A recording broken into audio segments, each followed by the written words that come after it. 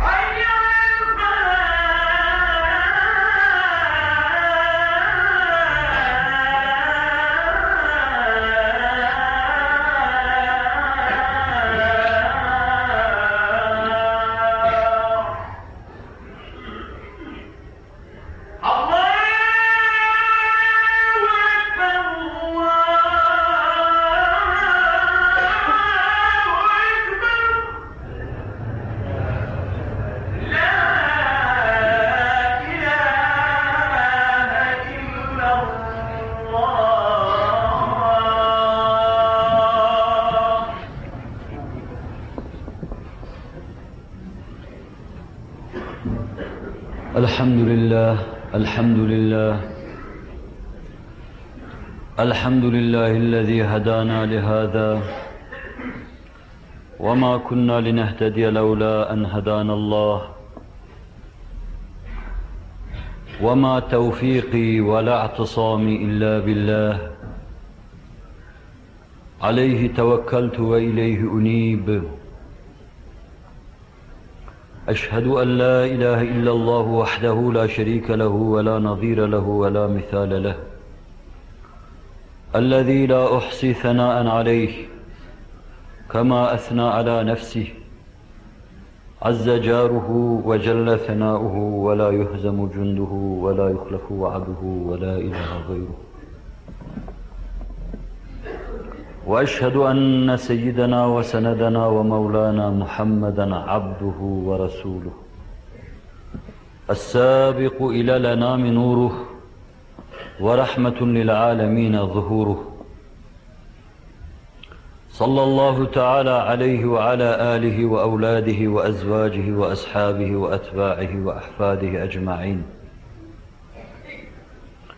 أما بعد، فيا عباد الله، اتقوا الله تعالى وأطيعوه، فقد قال الله تعالى في كتابه الكريم: أعوذ بالله من الشيطان الرجيم، بسم الله الرحمن الرحيم، وابتغ فيما آتاك الله الدار الآخرة ولا تنس نصيبك من الدنيا وأحسن كما أحسن الله إليك. صدق الله العظيم، وبلغنا رسوله النبي الهاشمي الكريم.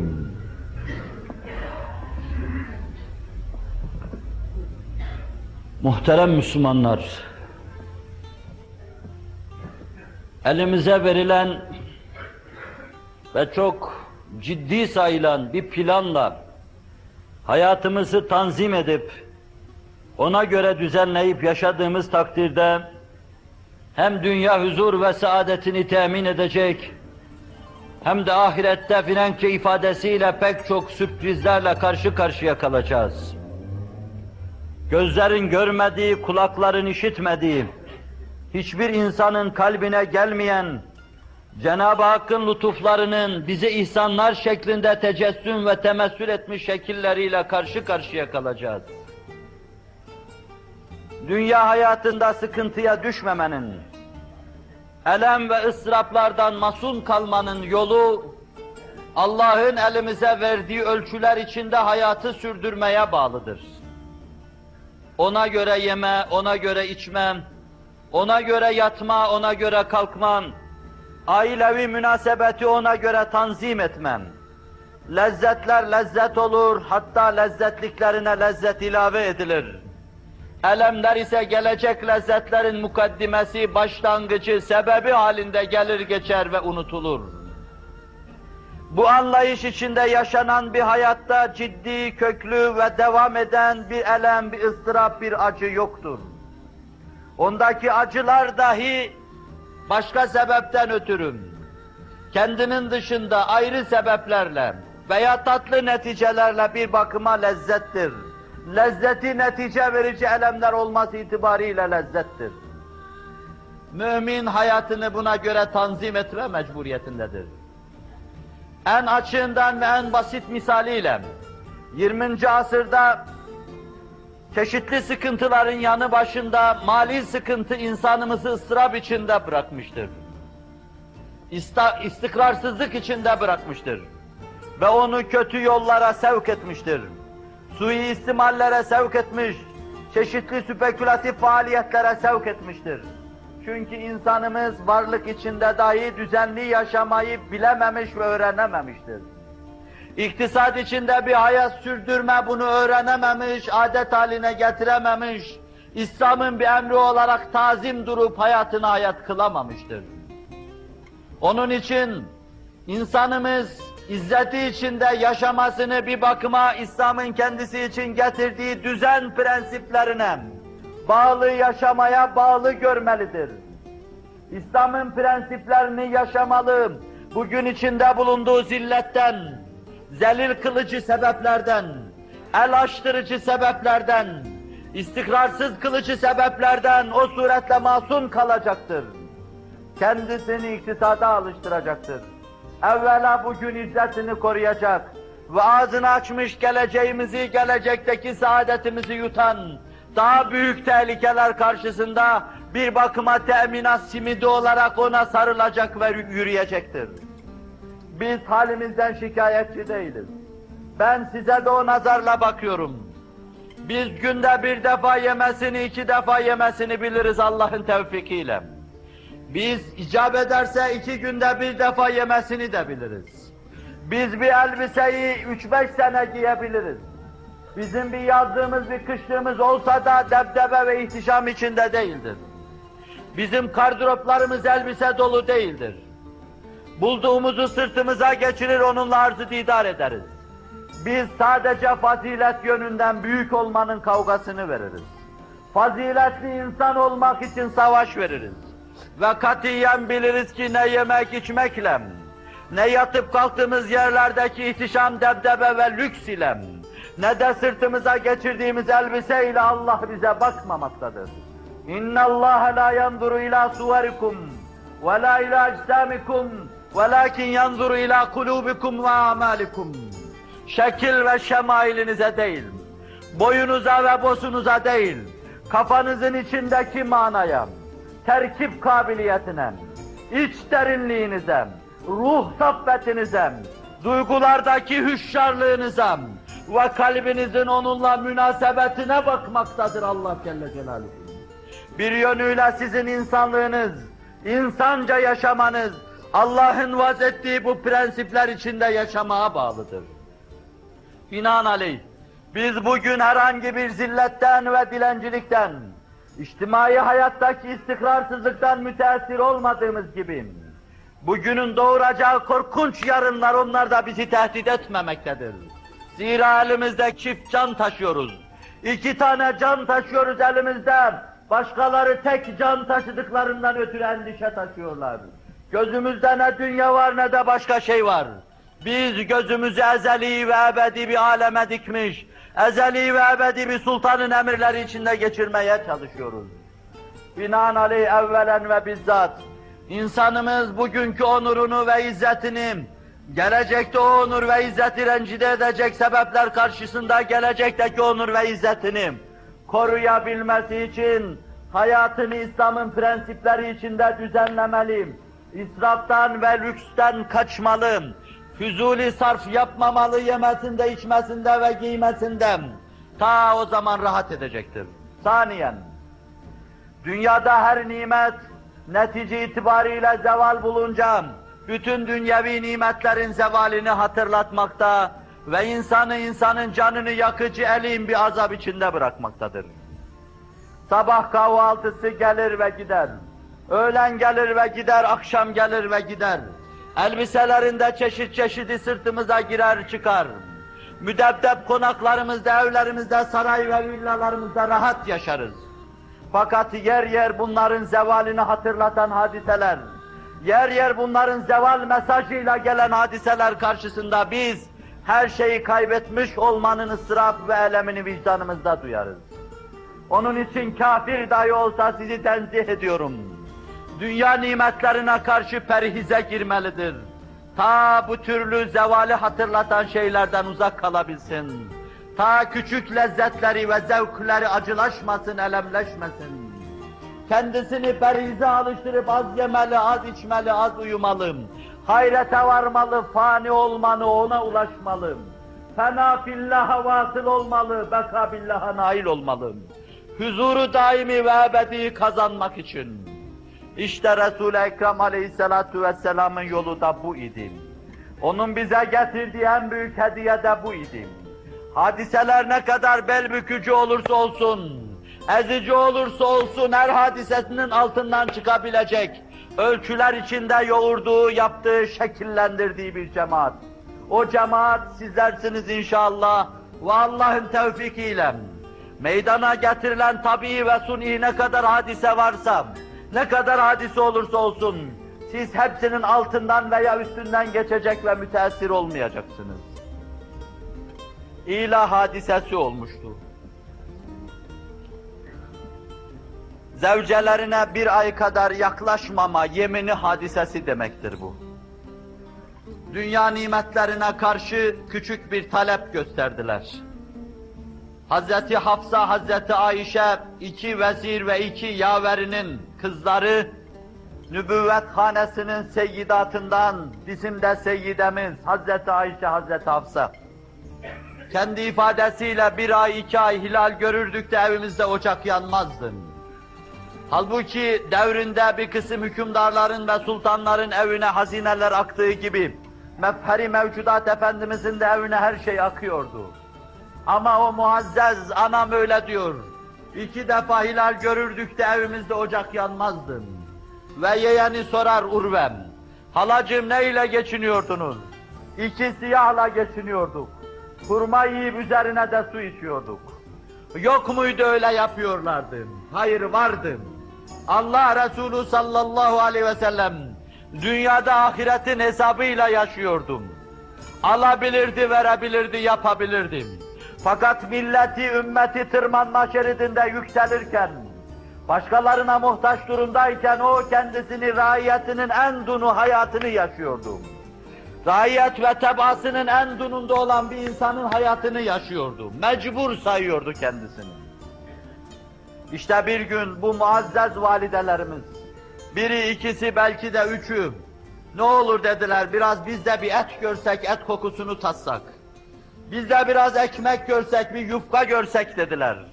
Allah Resulü kendi hanesinden, kendisinden ders dinleyen ve fakat ders alamadıkları kanaatine varan, zevcelerine karşı gönlü çok kırıldı. Cumbasına çekildi, ben dedi 1 ay vallahi size yaklaşmayacağım dedi. Ve her birisi bir köşede oturdu, ağlamaya durdular. Hazreti Ömer Buhari ve Müslim'de müttefakan rivayet edilen hadis-i şerifte anlattığına göre diyor ki Ansar'dan bir komşum vardı. Bir gün o avaliden Medine'ye iner, Resul-i Ekrem'i dinler, gelen haberleri alır bana getirirdi, bir günde ben gider ona getirirdim.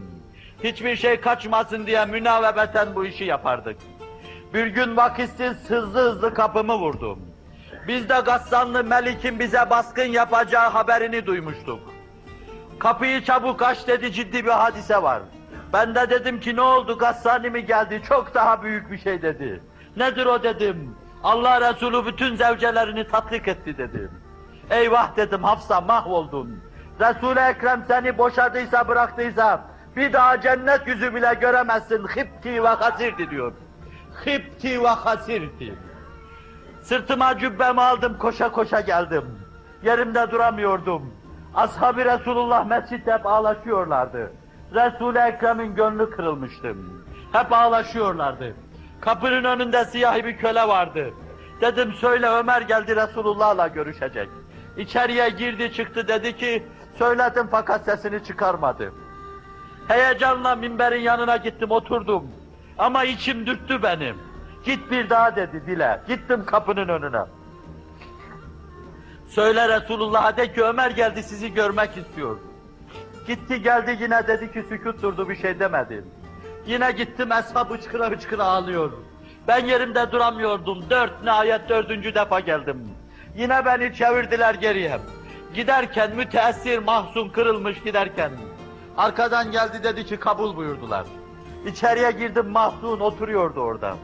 Bir şeyler söyledim. Aileme karşı bir şeyler yapacağım, muamelemi anlattım, tebessüm buyurdular.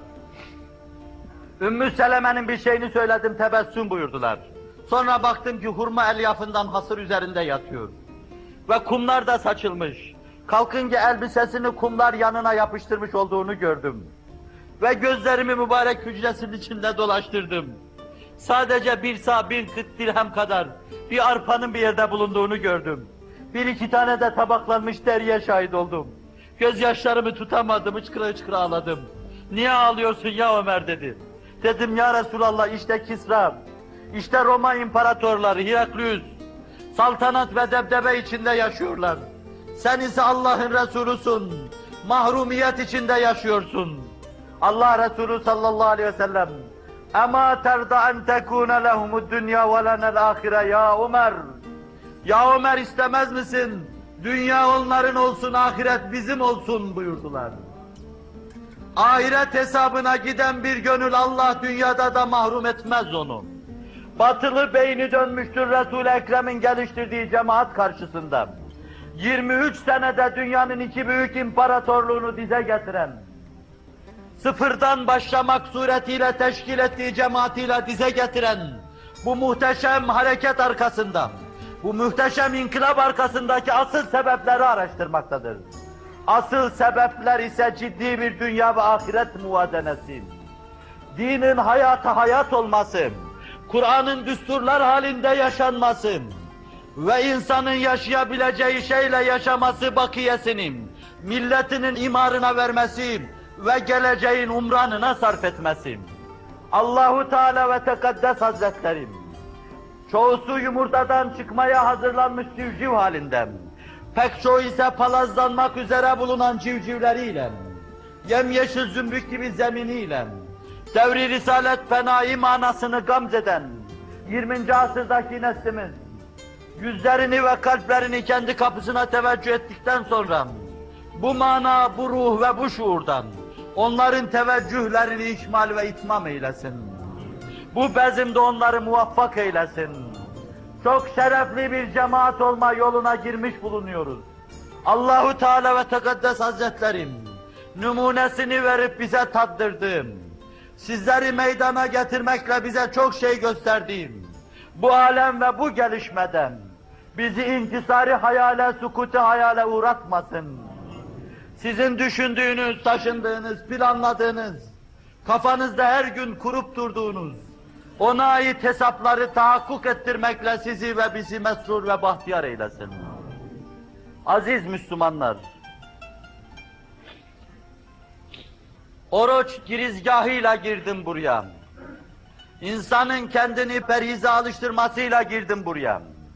Yeme, içme vesairede kısıntılar, tahditler yapmak suretiyle hayatımızı Allah'ın ölçüleri içinde düzene ve biçime koyma girizgahıyla girdim buraya. İnanan, seven ve saygılı olan, nizamdan hoşlanan insanların ahenk içinde melekiyetleriyle arz-ı didar etmeleri, bu ise insanlığımız için beklenen, hatta ütopyalarında tersim ettikleri, yazıp çizdiklerim ve semalarda aradıklarım, bir ahenk, içtimai bir ahenk, mileli bir ahenk, devlete ait bir ahenktir ki, ancak geldiği zaman o huzur ve saadeti görecek, mesrur ve bahtiyar olacaklardır. Ela inne ahsenel kelam ve ebla'n nizam. Kelamullahil melikil azizil allam. Kema kâlallahu tebâreke ve teâlâ fil kelam. Ve izâ kuri'al Kur'anu festemi'û leh ve ansitû leallekum turhamûn. Euzu billahi mineşşeytanirracim. Bismillahirrahmanirrahim. Vellezîne câhedû fînâ lenehdiyennehum subulena. Ve innallâhe lema'al muhsinin. Sadakallahul azîm. Barakallahu lena ve lekum. Elhamdülillah. Elhamdülillahi hamden kâmilîne kemâ emar. Eşhedü en la ilahe illallah. Ve eşhedü enne Muhammeden abduhu ve resuluhu'n nebiyyül mu'teber. تعظيما لنبيه وتكريما لفخامة شان صفيه. فقال الله عز وجل من قائل مخبرا وآمرا إن الله وملائكته يصلون على النبي يا أيها الذين آمنوا صلوا عليه وسلموا تسليما لبيك اللهم صل على سيدنا محمد وعلى آل سيدنا محمد كما صليت على سيدنا إبراهيم وعلى آل سيدنا إبراهيم في العالمين ربنا إنك حميد مجيد وبارك على سيدنا محمد وعلى آل سيدنا محمد كما باركت على سيدنا إبراهيم وعلى آل سيدنا إبراهيم في العالمين ربنا إنك حميد مجيد وارض اللهم عن الصديق أبي بكر والفاروق وعمر وعثمان وعلي رضي الله عنهم وعن الستة الباقية العشرة المبشرة وعن الصحابة والتابعين الأخيار منهم والأبرار وسلم تسليما كثيرا إلى يوم الحشر والقرار واحشرنا معهم بالفجر.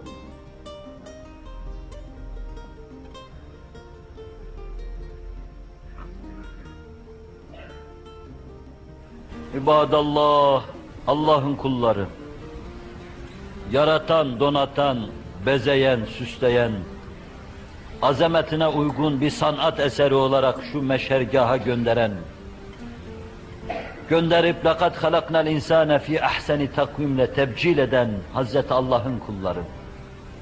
Anlatıldığı şekilde anlatılan vasıflara sizler mazharsınız, Allah'ın kulları. اِتَّقُوا اللّٰهَ وَاَطِيعُوهُ. Sizi bu denli mükemmel yaratan Hazreti Allah'a, onu görüyor gibi, onun müşahadesi altında bulunuyor gibi müracaat edin, dehalet edin, ona sığının, emirlerine itaat edin, Emirlerine inkiyat edin, kul olmaya çalışın. Allah'a itaattan bir lahza dur olmayın. İnna Allah ya'muru bil adli vel ihsani ve ita'i zil kurba. Muhakkak Allah adaletle emrediyor. Kur'an'da tarifini getirdiği, size intikal ettirdiği dürüst yaşamakla, istikametle, Kur'an'ın emirlerini hayata hayat kılmakla emrediyor. Ve yine en geniş manasıyla ihsanla, sizi görerek yaratan Rabbinize onu görüyor gibi kulluk yapmakla, siz onu görmeseniz dahi o sizi görüyor, her halinize nigehban bulunuyor, kalbinizin atışlarına vakıf bulunuyor, beyninizin kuddelerine nigehban bulunuyor ya. Ve yine en geniş manasıyla, yakınlarınıza bir şey vermekle, yüce ve yüksek olan İslamiyet'in ufkunuzda şehbalaşması istikametinde, yakın daireden başlayıp servetinizi sarf etmekle size emrediyor. وَيَنْهَا عَنِ الْفَحْشَاءِ وَالْمُنْكَرِ وَالْبَغِيِّ يَعِذُكُمْ لَعَلَّكُمْ تَذَكَّرُونَ. Ahlaksızın her çeşidinden, gizlisinden, açığından, büyüğünden, küçüğünden, sokaklarda salma gezeninden ve evlerin içine sızanından her çeşidinden, dinin emirlerini tanımayıp baş kaldırmanın, serkeşlik yapmanın her çeşidinden, telakkilerin, asırların anlayışının değil, Resulü Zişan ve sahibi Kur'an'ın çirkin gördüğü şeylerden sizi nehyediyor. Böylece size nasihat ediyor, hayırhahlık yapıyor.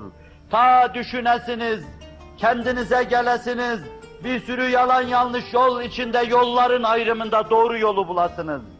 Sırat-ı müstakime eresiniz, emn-i eman içinde cennete dahil olasınız. Akimis salah, inne salate tenha anil fahşai vel münker. وَلَذِكْرُ اللّٰهِ أَكْبَرُ وَاللّٰهُ يَعْلَمُ مَا تَسْنَعُونَ صَدَقَ اللّٰهُ الْعَظِيمُ.